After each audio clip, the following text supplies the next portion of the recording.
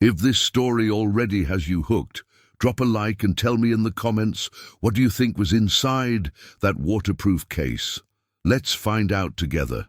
The first thing Alejandro Montoya did when he stepped off the Coast Guard helicopter at the naval station in Cancun was ask for a phone. Not water, not food. Not his mother, who stood behind the security barrier with both hands pressed over her mouth, tears running freely, her shoulders shaking with the violence of someone who had been holding back for too long. Not even a chair, though his legs had barely held him since the rescue vessel pulled him from the waters off the Yucatan coast 2 days ago, 76 days after the Pacific storm that had capsized his sailboat and swallowed his world in 3 minutes flat. "Mr. Montoya, the medical team is ready to—" "A phone," Alejandro said. His voice was scraped raw, ground down to gravel by weeks of salt air and near silence and conversations held only with himself, with the sea, with the stubborn insistence of a man who was not ready to die. "Now please." The lieutenant hesitated, then nodded to someone behind him. 30 seconds later, Alejandro held a satellite unit. His hands, cracked, sun-darkened, thinner than they'd been in 15 years, moved with muscle memory as he dialed. 4 rings. Voicemail. Raphael. "Call me the moment you hear this. We need to talk." He didn't say, "I'm alive." He didn't say, "I survived," or "It's really me," or any of the things a man says when he calls from the edge of death back into the world of the living. Something in the quality of the silence on the other end of the line, the kind of silence that feels curated, deliberate, the absence of sound as a form of choice, told him that Rafael Pedraza already knew he was alive. He had known since the Coast Guard announcement. He simply had not called. His mother reached him before the medics did. She was small and fierce, Senora Carmen Montoya, a woman who had raised 3 children alone in Merida and had never once asked for help she didn't absolutely require. She held him the way she had when he was 7 years old and fell from a mango tree in her garden, as though holding tight enough could undo the fall retroactively, could reach back into time and prevent the fright. "Mijo," her voice was barely anything. "We thought you were gone." "I know, Mama." He pressed his chin to the top of her head, the way he had since he was 12, and already half a foot taller, already learning the particular grammar of men in their family. "You hold. You do not collapse." "I almost was. What happened out there?" He thought of the rocks. The case he'd found on the 11th day, wedged between 2 boulders, sealed against the sea. He thought of the photograph inside it and the woman laughing into the ocean wind. "I'll tell you everything," he said. "Later." 14 days after that, Alejandro walked through the glass doors of Montoya Grupo's corporate headquarters in the Santa Fe business district of Mexico City at 7:43 in the morning. He was supposed to take a month. His doctors had been specific. His nutritionist had left a color-coded meal plan taped to his refrigerator door. His therapist, a precise woman he'd hired because she was the only one who hadn't been impressed by his company's valuation on their first session, had used the words emotional reintegration and the body processes trauma on its own schedule, and returning to high-pressure environments too soon is a form of self-abandonment, Alejandro. He had thanked her, signed the invoice, and been in the parking garage by 6:15. The lobby of Montoya Grupo smelled of eucalyptus and money, the specific combination that he had always associated with the life he'd built. He had chosen that scent himself, years ago. Today, it caught in the back of his throat in a way he couldn't explain and didn't particularly want to examine. He stepped off the elevator on the executive floor. He stopped. 3 offices had been rearranged, not redecorated. Renovation he could have dismissed as someone's reasonable aesthetic decision during his absence. Rearranged. The glass partition walls that defined the senior leadership workspace had been shifted to the left, opening a sightline that had previously been blocked, creating a visual axis that ran directly from the corner office, his office, to the new position of the head of strategy's workspace. Someone had redrawn the architecture of power while the man who'd built it was counting days on a Pacific rock with no audience but seagulls. He was standing still, cataloguing this with the particular attention of a man trained by necessity to notice what doesn't fit, when the cleaning cart came around the far corner. It was moving at a measured pace, and the woman pushing it had her head tilted down toward a small clipboard, clipped to the cart's handle, reading something. She had perhaps 3 meters of clearance before she would have reached him. She stopped in time. She looked up. She was in her late 20s, 28 he would later learn, though she carried herself with the measured steadiness of someone much older, someone who had been tested and had made peace with the results.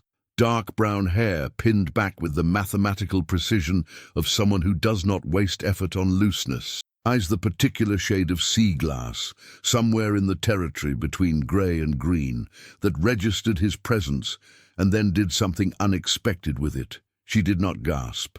She did not press a hand to her chest. She did not say, "Oh my God, mister." Montoya, which was the response he had received from every other person he had encountered in 14 days of return, delivered in varying ratios of relief and performance. She said, "You're standing in the service corridor." In 37 years, 9 of which had been spent as the undisputed authority of this building, no one had ever told him he was standing in the service corridor. "I'm the CEO," he said. It came out more reflexive than intended. "Yes," she agreed, as though this were a mildly interesting piece of background information. "And this is the service corridor, so—" She made a small, courteous gesture toward the wall with one hand, keeping the other on the cart. A pause. The hallway was otherwise empty. Somewhere down the hall, a phone rang twice and fell silent. Alejandro stepped to the side. She pushed the cart past him at the same unhurried pace, without looking back. At the corner leading toward the executive restrooms, she turned and was gone. He stood in the hallway for 4 seconds longer than any reasonable situation required. Then he walked to his office, sat behind his desk, which had been moved approximately 5 centimeters from its original position, he noted, in the way he noted everything, and opened his laptop. He also removed from the inner pocket of his jacket a waterproof document case, scratched and salt-stained and roughly the size of a paperback novel, its combination lock pried open on day 19 by a length of wire from the sailboat's radio housing. Inside, 3 things: a USB drive, matte black, no markings, a non-disclosure agreement, folded twice, bearing a corporate name he recognized printed across the header, and a signature at the bottom that he also recognized, a photograph. In the photograph, a woman stood on the deck of a boat in open water, laughing, not a posed laugh, not the kind of laugh arranged for cameras, but the unguarded, slightly thrown-back laugh of someone caught mid-joy by someone they trust. Her hair was loose. Her eyes were turned toward the camera at an angle that suggested she'd heard her name, and turned instinctively, and whoever held the camera had moved fast. On the back of the photograph, in careful and unhurried handwriting, VC. If found, please contact. No number, no address. Just the initials and the implicit faith that whoever found it would know what to do. He had spent 11 of his 76 days thinking about that photograph, and 54 days thinking about the USB drive, because he had broken into it on day 17. And the files inside had kept him alive not through hope, but through something more reliable and considerably more cold, fury. The NDA bore Rafael Pedraza's signature at the bottom. So did 4 of the 7 financial documents embedded in the drive's encrypted folder. Alejandro set the case flat on his desk. He looked at the door of his office in the direction of the corridor. The badge had read Valentina C. He picked up his desk phone. "The external cleaning contract for the executive floor," he said, when the building supervisor answered. "I need the full personnel listing." "Sir, those are records managed through the contracted—" "Today," Alejandro said. The pause before the answer was exactly the kind of pause that tells you someone is performing a rapid moral calculation. "Of course, Mr. Montoya." He set the phone down. He opened his financial records. By the time the cleaning cart made its return pass 90 minutes later, he had confirmed 3 major capital transfers from Montoya Grupo's subsidiary accounts during the 5 weeks following his disappearance. Combined, they described a precise, deliberate act of theft, not opportunism, planning. This had been organized before the storm, before the trip. He sat with his hands on the desk and listened to the cart's wheels recede down the hall. In the photograph, she had been laughing as though she'd never lost anything. In that corridor of his, she had looked at him the way you look at something you've already assessed and decided how to navigate. He opened a new document and started a list. The kind of list that, once started, only ends in a courtroom. At the top, he wrote 2 names: Rafael Pedraza, Valentina Cruz. The personnel roster arrived at 9:47 the following morning.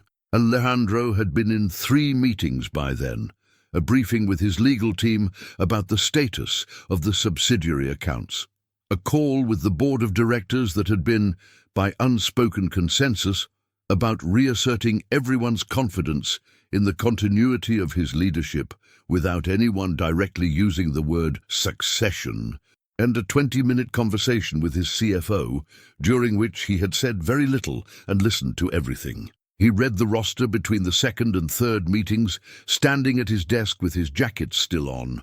42 names, 8 of them with surnames beginning with C. One of them, Valentina Cruz Ibarra, contracted 3 months ago, emergency contact, none listed. No prior employment history with the cleaning contractor, no listed references. The field for previous occupation read various. He looked at that word for a long moment. Various. People with straightforward work histories did not write various. They listed their last 2 jobs, maybe 3. They wrote cashier, waitress, administrative assistant, the honest scaffolding of a working life. People who wrote various had either done many different things they didn't want individually examined, or had done one significant thing they very much did not want appearing on a cleaning contractor's intake form. He set the roster down, picked it up again, and called his assistant. "There was a water damage report filed for the executive floor last week," he said, "before I returned." "Yes, sir. One of the bathroom supply lines. Was it fully repaired?" A pause while she checked. "The report says partially. There's a follow-up inspection pending. Schedule it for today. Have the contracted cleaning supervisor send whoever handles the executive floor." Another pause, shorter. "Of course." He hung up, removed his jacket, and went to his 3rd meeting.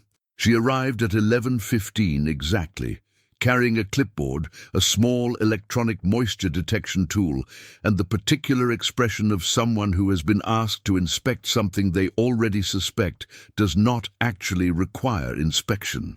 Alejandro was at his desk when she knocked on the open door. He looked up. "The supervisor sent me about the water damage follow-up," Valentina Cruz said. "Come in." She came in. She did not look around the office the way most people did upon entering it for the first time, that instinctive sweep that took in the corner windows, the panoramic view of Santa Fe's skyline, the bookshelf that was curated for impression rather than use. She looked at none of it. She walked directly to the far wall, where the bathroom access panel was located, and crouched smoothly to examine the baseboard with her moisture tool. "It's dry," she said, after approximately 45 seconds. "Good. The subfloor reading is within normal range." She made a note on the clipboard. "There's no moisture concern." "I see."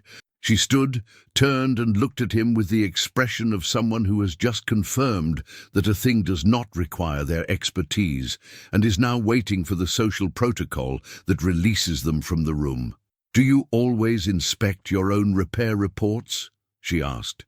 The question was professional in tone, but there was a precise quality to it, the quality of someone who is asking the thing they actually want to know rather than the thing that is polite.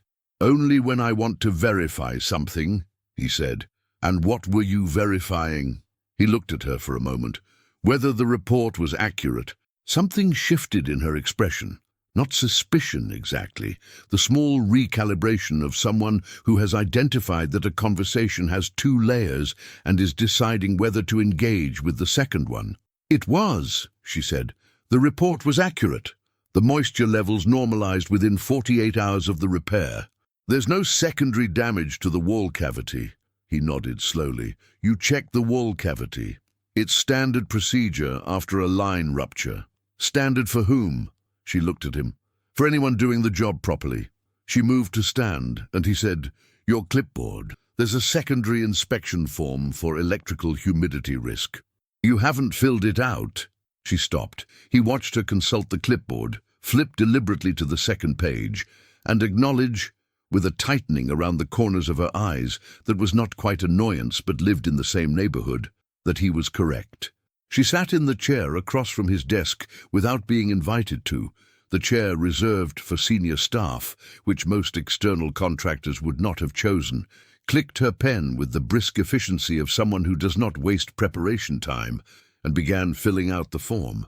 "Building construction year?" she asked. 2008. Electrical panel last inspected. "I'll have facilities send you the date." She wrote something, flipped a page. He watched her hand move with the economy of someone who writes quickly and accurately, and noticed that she held the pen, the way people hold pens when they've written a great deal, not casually but precisely, the grip of a person whose handwriting means something. "The form asks about any existing structural warranties," she said. "Do you have the original build documentation? It would be in the corporate property file, which is managed by legal, specifically our property division." He paused. "Are you familiar with warranty documentation for commercial properties?" She looked up from the form.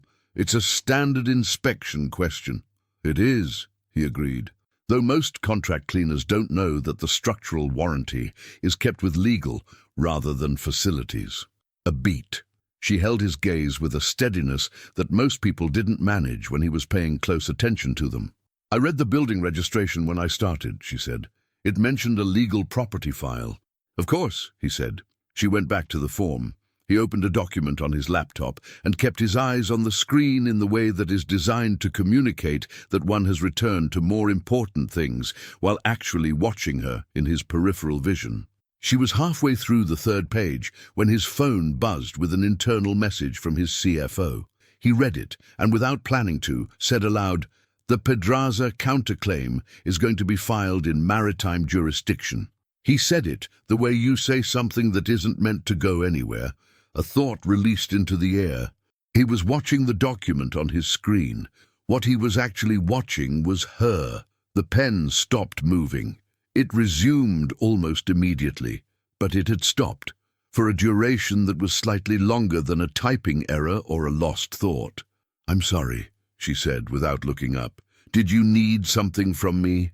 "No," he said, thinking aloud. She finished the form, set it on the edge of his desk, with the careful precision of someone placing something in a designated location rather than just setting it down, and stood. "The inspection is complete," she said. "The floor is structurally sound. I'll note it in the building log. Thank you, Ms. Cruz." She was at the door when she stopped, and he knew she was going to say something, because people always stopped at doors when they had decided to give themselves one more second to decide against it. She turned slightly. "The maritime jurisdiction comment.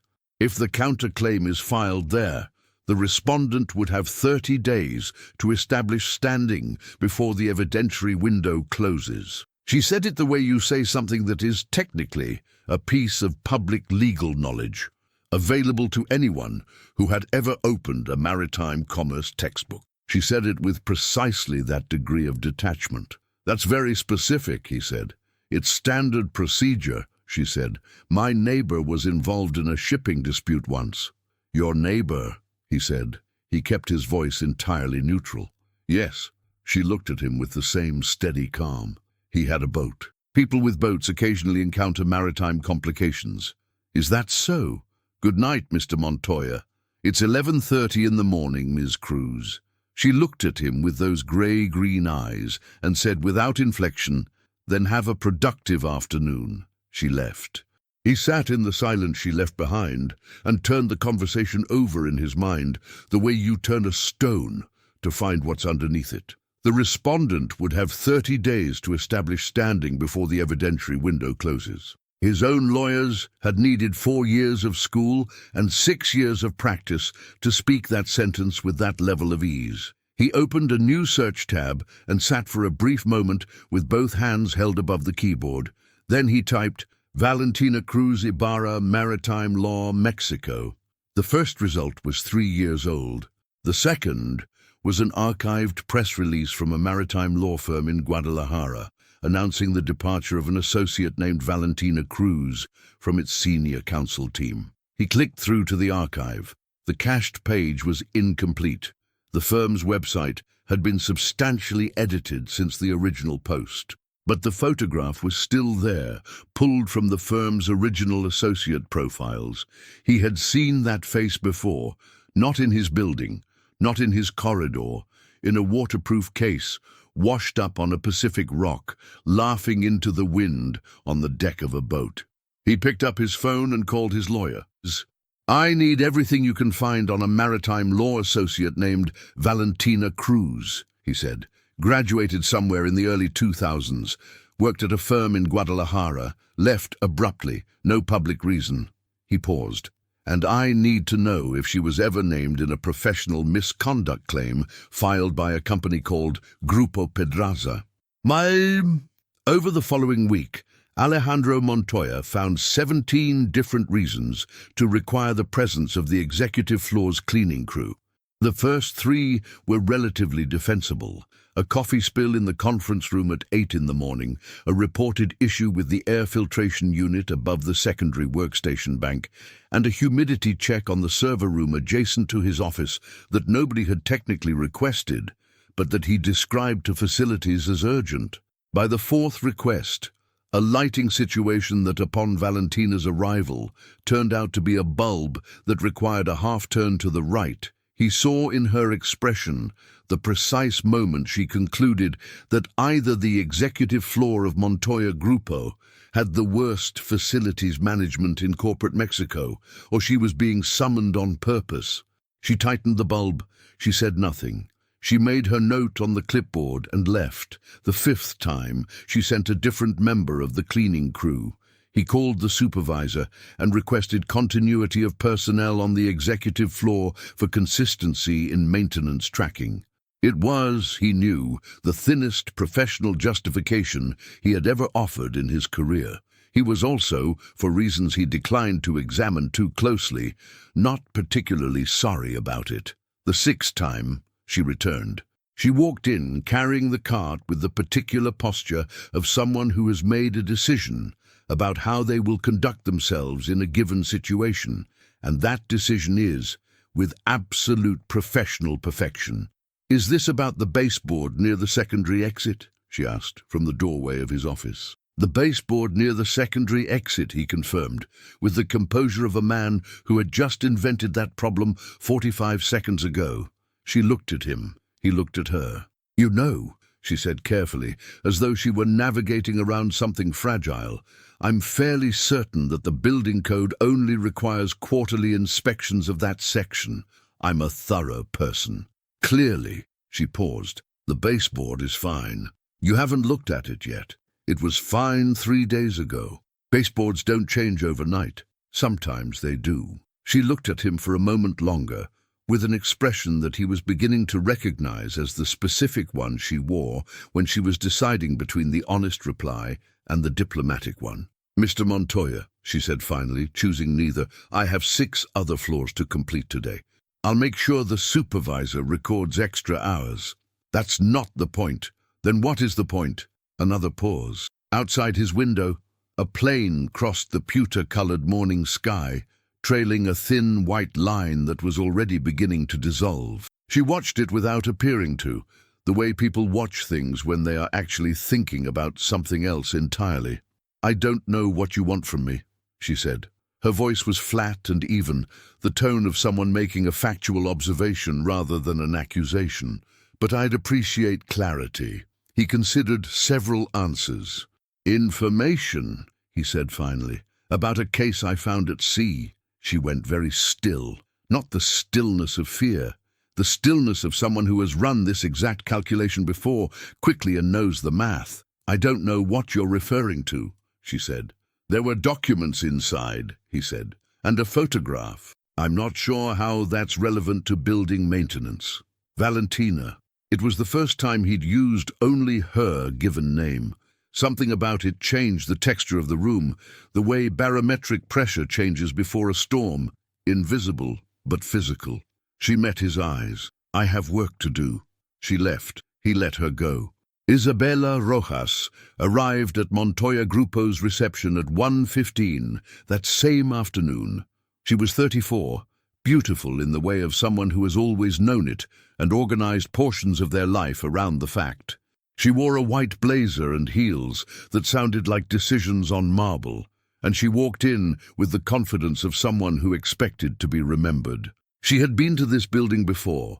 She had been for 14 months before the Pacific trip, the woman he took to industry dinners, the woman his mother had quietly hoped would become something permanent, the woman who had called his assistant 5 days after his disappearance to ask. His assistant had relayed this with careful diplomacy.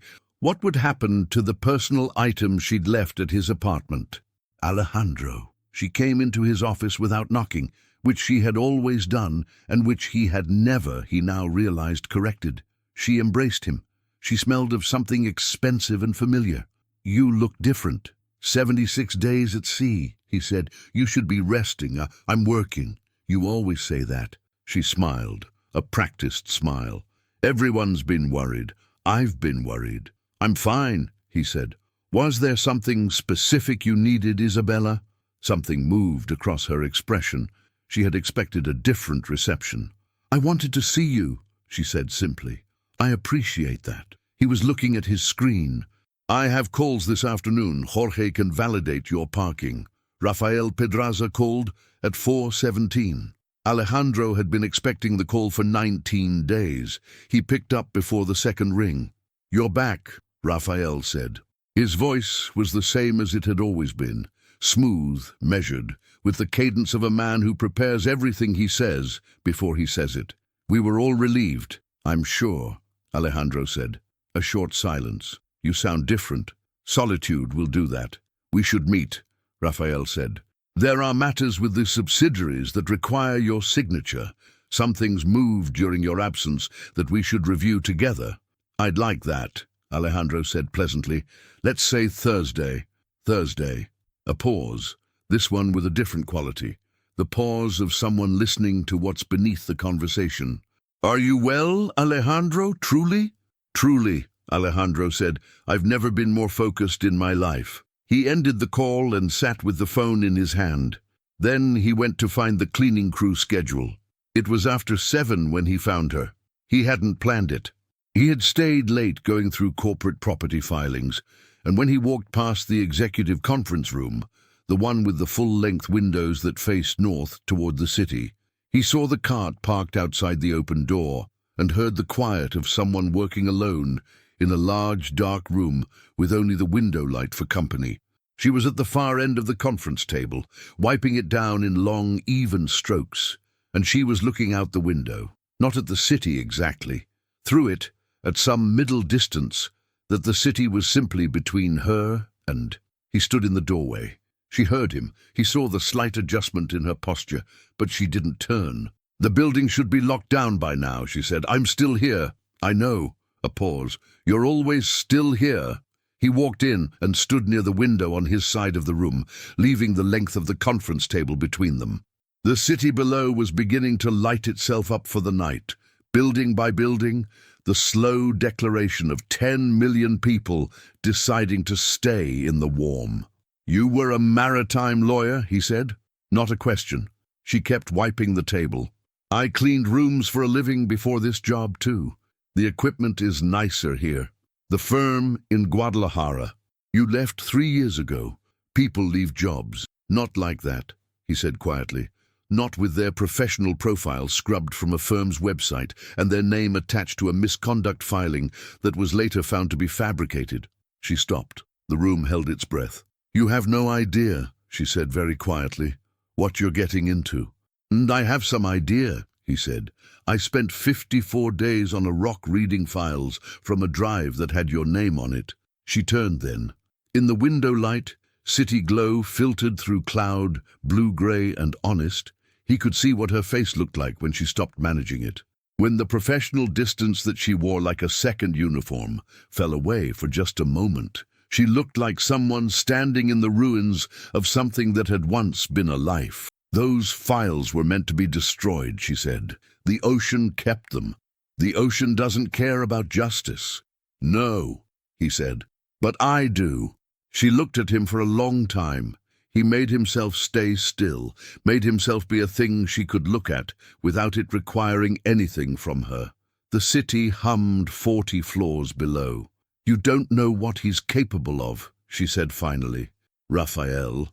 She didn't confirm it. She didn't need to. She picked up her cloth. She walked to the cart.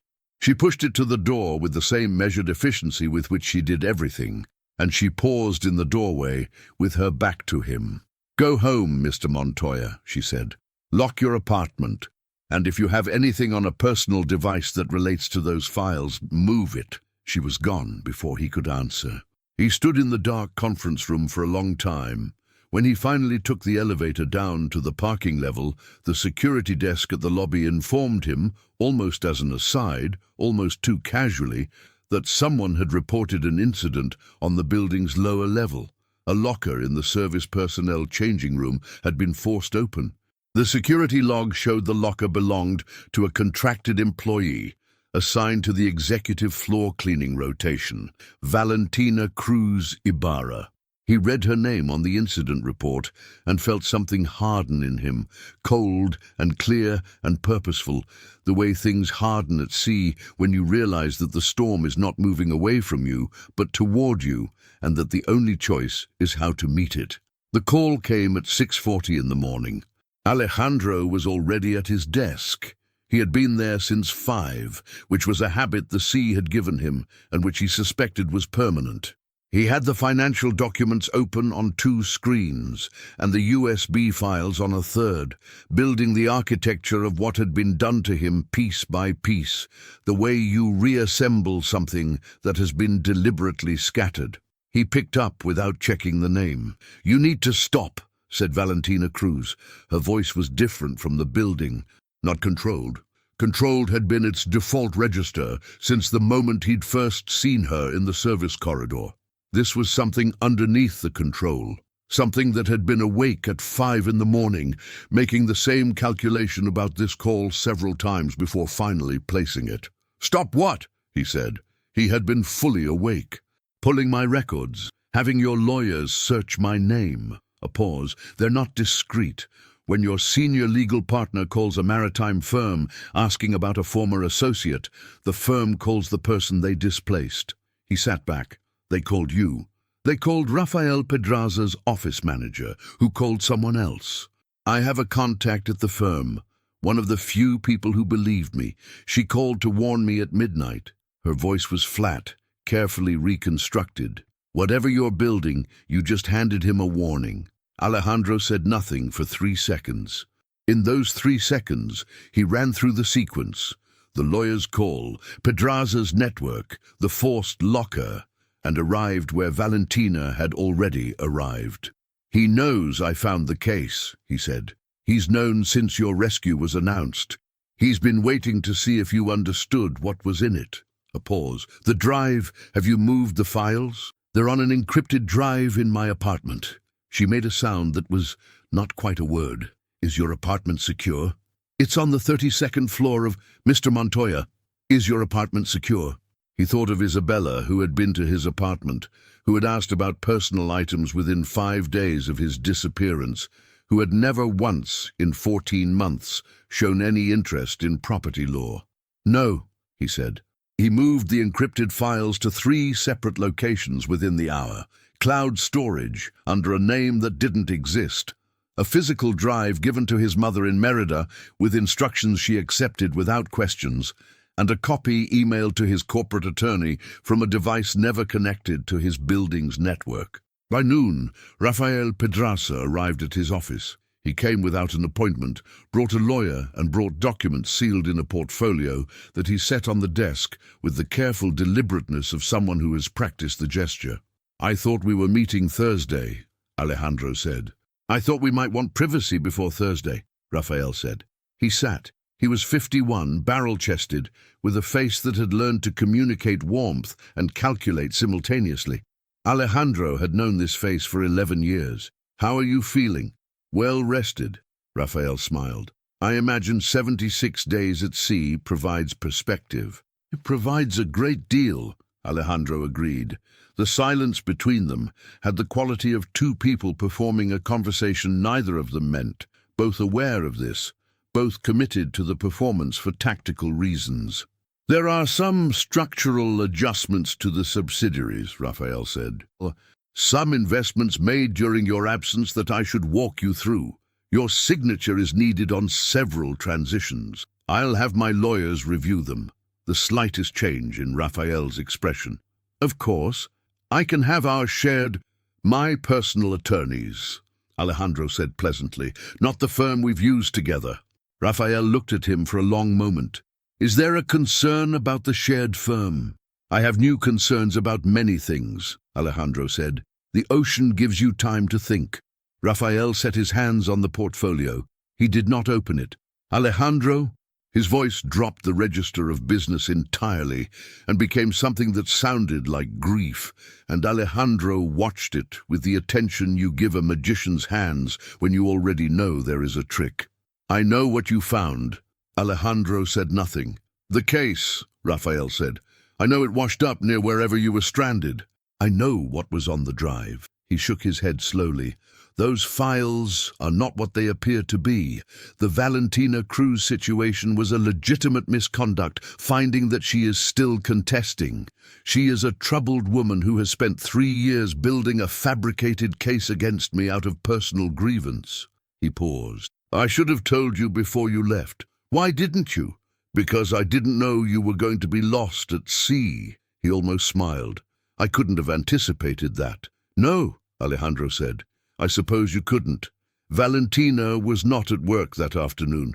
He knew this because he had, with a precision he declined to examine as surveillance, developed an awareness of the schedule of the executive floor cleaning rotation. When 4 o'clock came and went without the cart, he called the supervisor. "Ms. Cruz called in sick," the supervisor said. He called his private investigator, a woman in Polanco named Diana Fuentes, methodical and discreet, whom he had used 3 times in 10 years. He asked her to run a welfare check on the address in Valentina's personnel file, framing it as concern for an employee. Diana called back in 40 minutes. "The apartment is empty. She left this morning with a bag and a cat, told the neighbor she was visiting family." A pause. "There's a parked vehicle on the street, black SUV, no traceable plates." "It's not nothing," Alejandro said. He sat with it for a long moment. Then he called his mother in Merida. "Mama, the drive I sent you this week, keep it somewhere that isn't your house." "What is happening?" "I'll explain soon. Are you safe?" "I'm in Merida." A pause with quiet steel in it. "I'm always safe. If a woman named Valentina Cruz contacts you, which is unlikely, please pick up." "Mijo," his mother said carefully. "How did a woman end up in the middle of this?" "I'll explain soon," he said. The message arrived at 11 that night from an unknown number, containing only an address in the Condesa neighborhood and a time, 7 a.m. He was there at 6:45. The address was a small cafe, and Valentina Cruz was at a corner table with a coffee she hadn't touched, a canvas bag at her feet, and an expression that had moved past managed neutrality into something harder. The look of someone who has made a decision that cost something. She looked at him when he sat down, the way people look at someone when they are deciding how much to say and how quickly. "He filed a motion this morning through the Maritime Court. He's claiming the files on the drive constitute stolen proprietary documents belonging to Grupo Pedraza, obtained through illegal industrial espionage." Her voice was even. "He's naming you as a co-respondent. He's saying we planned this together." Alejandro went still. Your board has been notified, she continued. The chair received a packet this morning, a narrative in which you staged your own disappearance, spent 76 days coordinating with me to fabricate evidence against your partner, and have returned to execute a hostile restructuring. It's an elegant story. Even if eventually disproven, it does enough damage in the short term to allow the asset transfers to complete. How long does he need? 72 hours? Less if the transfers move quickly. Alejandro looked at her. The cafe was filling with the morning crowd, people whose difficulties were personal and immediate and blessedly unconnected to maritime law. You have evidence, he said, the original evidence. Before the drive, she met his eyes. The drive is part of it, there's more. She pressed her lips together briefly. The rest is complicated. It involves someone no longer alive, information he gathered before he died, and a legal argument that requires me to stand in front of a court and disclose things I've spent 3 years not disclosing. Why haven't you? Because the last time I tried, she said quietly, I lost everything. My career, my savings, my professional standing, everything I had built. And Rafael Pedraza walked away with a fine smaller than his monthly entertainment budget. Outside, the Condesa street was filling with morning light. I'm sorry, Alejandro said. He said it simply, without performance. That should not have happened to you. She looked at him with the expression of someone receiving something they have not budgeted for and are not certain how to process. Your board is going to ask you to distance yourself from me, she said, to cooperate with the counter-narrative and allow the asset transfers to complete. It will save the company's short-term reputation and cost you only the evidence against him. I know, he said, and the board meeting is this afternoon. I know. She looked at him in silence. What are you going to do? She said. He looked at his coffee. He thought of 76 days on a rock in the Pacific and the things you learn about what matters when the noise goes away and there is nothing left but the essential truth of yourself. I'm going to the board meeting, he said, and I'm going to tell them everything I know, including where I found that case, what was in it, and what it reveals about the last 3 years, with or without their blessing. Valentina was quiet. That will be very difficult to walk back from, she said. The board will ask you to step aside pending investigation. I know. He will come at you with everything he has. I know. He met her eyes. Help me. The board meeting lasted 4 hours and 14 minutes. Alejandro went in with a folder containing printed copies of 7 financial documents, a timeline he had prepared at 3 a.m, with the methodical care of a man who had spent 76 days learning to document everything, and the knowledge that 3 of the 12 board members had already received Pedraza's counter-narrative package before the meeting began. He went in also knowing that the vote to temporarily suspend his executive authority, pending an independent review, was almost certainly going to pass, and that this was, in the structure of what was coming, not a defeat, but a delay. He told them everything. He began with the boat, not as background, but as fact, because the causal chain began there, a storm that was supposed to be minor, a Pacific islet no one had mapped for habitation, and a waterproof case wedged between rocks on its 11th day. He told them about Pedraza's signature on documents that should not have existed, about capital transfers made in a 40-day window after his disappearance that described not emergency management, but systematic extraction. He told them about a maritime lawyer in Guadalajara who had discovered this 3 years before he had, and had been professionally destroyed for it, and who was now pushing a cleaning cart in their building. The 3 board members who had received Pedraza's counter-narrative package exchanged glances 3 times during this presentation. Alejandro logged each one, noted which names they were, and moved on without pausing. When he finished, the chair asked him to step outside. He waited in the hallway for 22 minutes. When he came back in, the chair looked at him with the expression of someone who has done a thing that is procedurally correct and morally uncomfortable, and has arrived at whatever middle ground exists between those two positions. We're authorizing an independent audit, the chair said. Pending the outcome, your executive authority will be limited. Pedraza has also been asked to stand aside. A pause. We're looking for truth, Alejandro, not a preferred outcome. That's all I'm asking for, he said. He called Valentina from the parking structure. It passed, he said. I'm suspended provisionally. So is Raphael. A silence. Then, that's actually better than I expected. They authorized an independent audit. Who conducts it? External firm, not affiliated with either of us. Another silence, this one with a different quality. He heard, very faint, the sound of a car door closing in the background. Where are you? He asked. I'm fine. That's not what I asked. A pause. I'm somewhere safe. I have the original files, not just what was on the drive. Physical copies of transfer records from before the case was ever put together. Correspondence and an affidavit from a banking analyst at the Guadalajara firm who was prepared to testify 3 years ago and walked away when I was discredited. She hesitated. I've been carrying these for 3 years because I never found a situation where they were enough. Are they enough now? They might be. With your documentation, they tell a complete story. A breath. There's something else I haven't told you. He waited. The case, she said. The waterproof case. It belonged to my mentor at the firm, a senior partner named Enrique Salinas. He was building the original case against Raphael 3 years ago, before I even knew what I'd stumbled into. He took everything he had gathered, sealed it, and took it onto a boat because he believed his office had been compromised. She stopped. He died in a boating accident off the Yucatan coast 8 months before you were lost at sea. The official report called it equipment failure.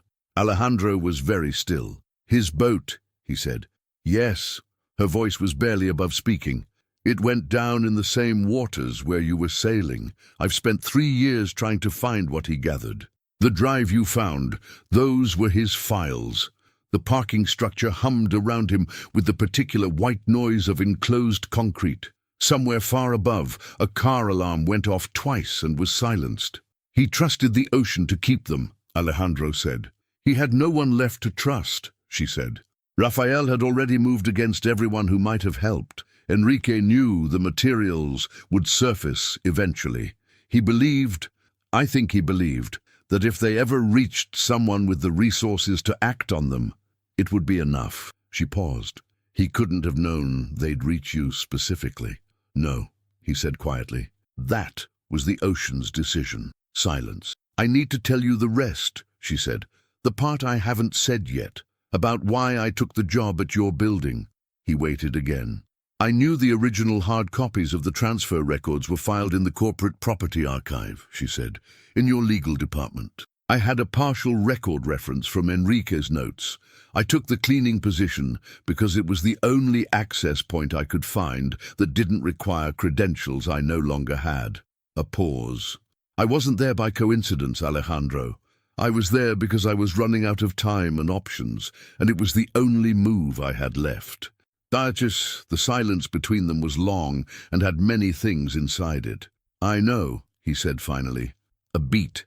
You know, I found your professional archive record on day 15 at my desk. I knew you'd taken the position deliberately by day 17. He kept his voice even.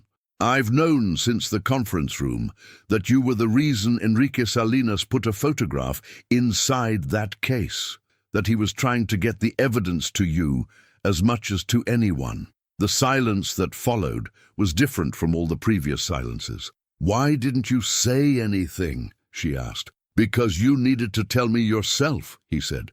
Because anything I built on information I extracted without your consent was going to be fragile, and because... He stopped. He restarted. Because I wanted you to trust me enough to say it, in your own time, with the full weight of it. Outside the parking structure, Mexico City continued in its enormous, indifferent life. Traffic moved. The light changed. 10 million people made their 10 million ordinary decisions. There's one more thing, she said. Yes? Isabella Rojas, your former girlfriend. Her voice was careful. She's been communicating with Raphael's legal team for the past 2 months. She provided floor plans of your apartment and your personal device schedule. She's the one who confirmed the encrypted drive was in your possession. He closed his eyes. I'm sorry, Valentina said. I know it's fine, he said. It wasn't exactly, but it was also not a surprise in the way that things are not surprising when you have already half known them and simply not looked directly at them. Is there anything else? Yes. A pause. I have a contact at the Maritime Court who can get us 48 hours before the motion is formally entered. If you can have your legal team ready with your documentation and I come forward with the original materials, together as coordinated testimony, the judge has grounds to suspend the motion and open a criminal inquiry. That requires you to stand up in front of a court, he said, after what happened the last time. I know. And give your full name, your full history. I know. Her voice was quiet and resolved, the voice of someone who has been standing at the edge of a thing for a very long time and has finally calculated clearly and without sentiment that the cost of stepping back is higher than the cost of going forward. I've been carrying Enrique's work for 3 years because I was afraid. He died trying to do the right thing, and I have spent every day since building a cleaning route through the building where the evidence lives because I couldn't make myself finish what he started. A beat. That ends now. He stood in the parking structure with the phone pressed to his ear and felt something he hadn't felt in a long time. Not since before the ocean. Not since the years of building an empire one transaction at a time and gradually forgetting to look up from the scaffolding long enough to see anything that mattered. The particular sensation of standing beside someone whose courage makes your own feel present and available again. Tell me where you are, he said. I told you I'm fine. I believe you're fine. I'd like to know where you are anyway. A very long pause. There's a cafe on Amsterdam, she said. The one with the green awning. I'll be there in 20 minutes. A brief silence. Then quietly, and he heard in it the sound of someone standing very close to something that had not, until this moment, been entirely safe. Okay. He was there in 17. She was at the same corner table, with a coffee she had this time actually drunk half of, and when he walked in, she looked at him, not with the professional distance of the building, not with the strategic measurement of the cafe in the Condesa, but with the expression of someone who has decided to stop bracing. He sat down across from her. 48 hours, he said. 48 hours, she agreed. He looked at her. She looked at him.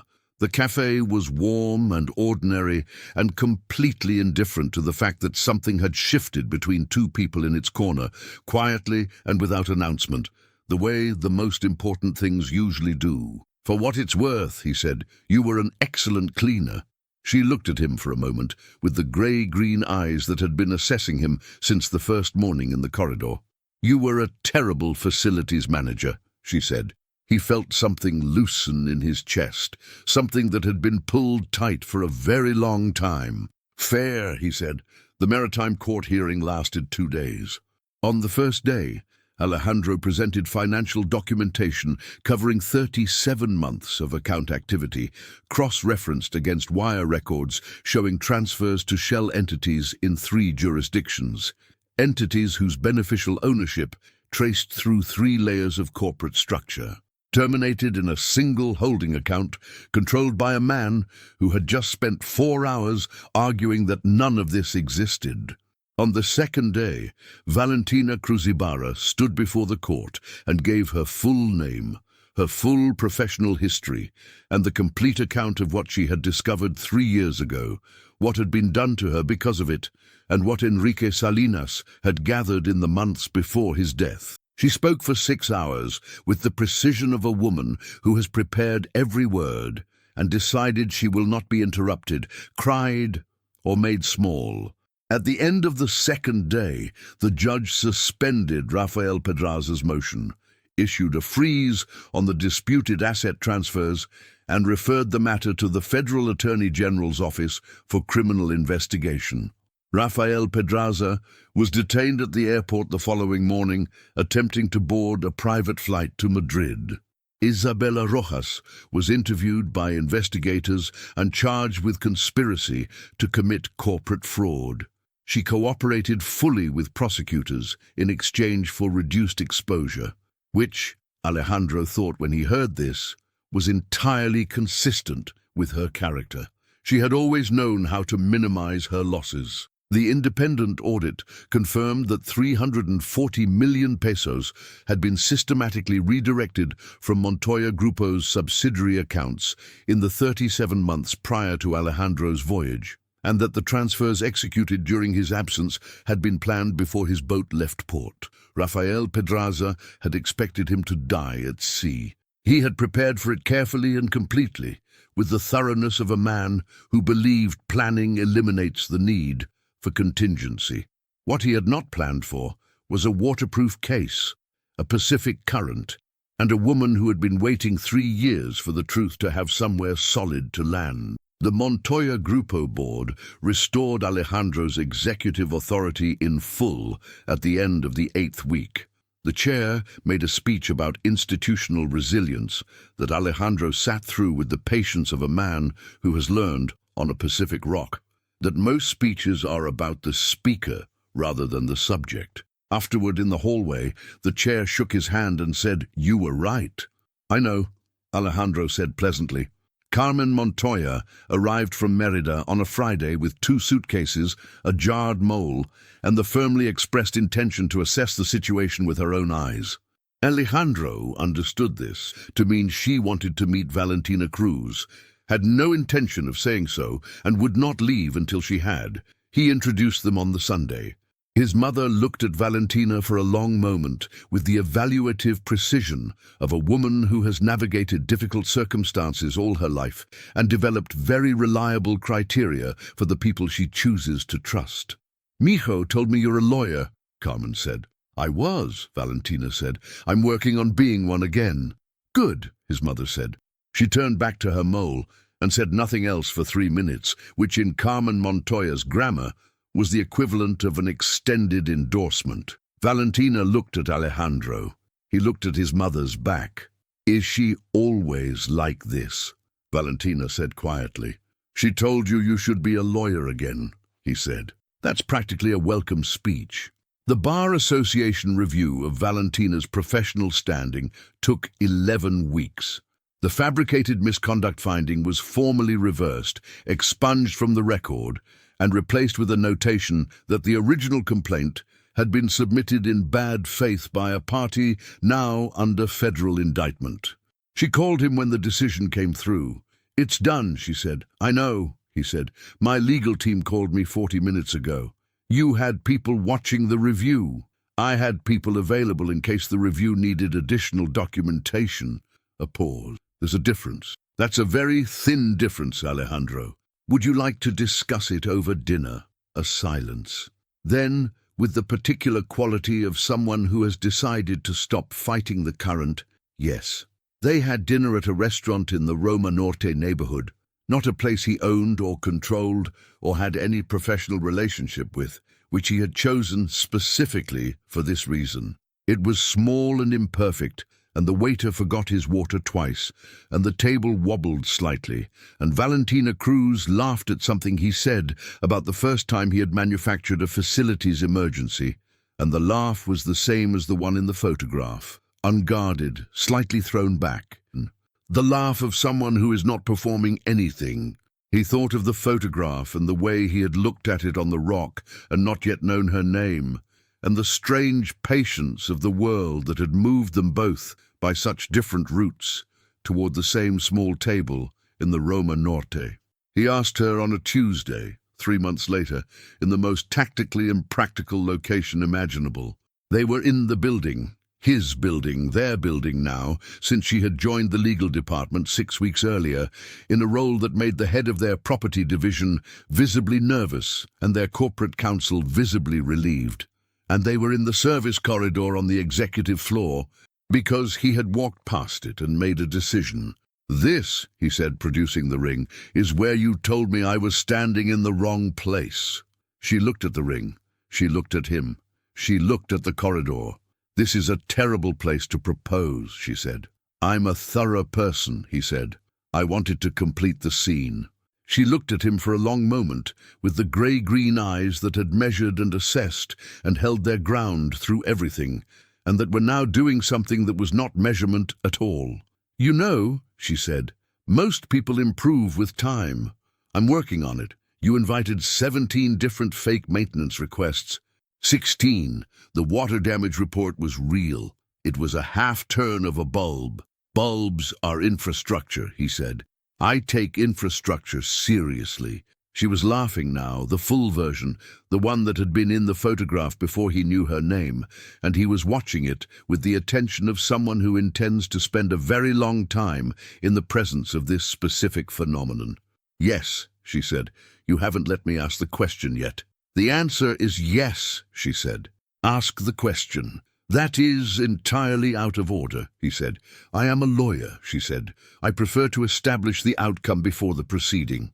He looked at her, standing in the service corridor, with her professional bearing, and her sea-glass eyes, and the absolute particular fact of her, and thought that 76 days on a rock in the Pacific was an extraordinarily inefficient way to find the person you had apparently been moving toward all along, and that he would do every day of it again without revision.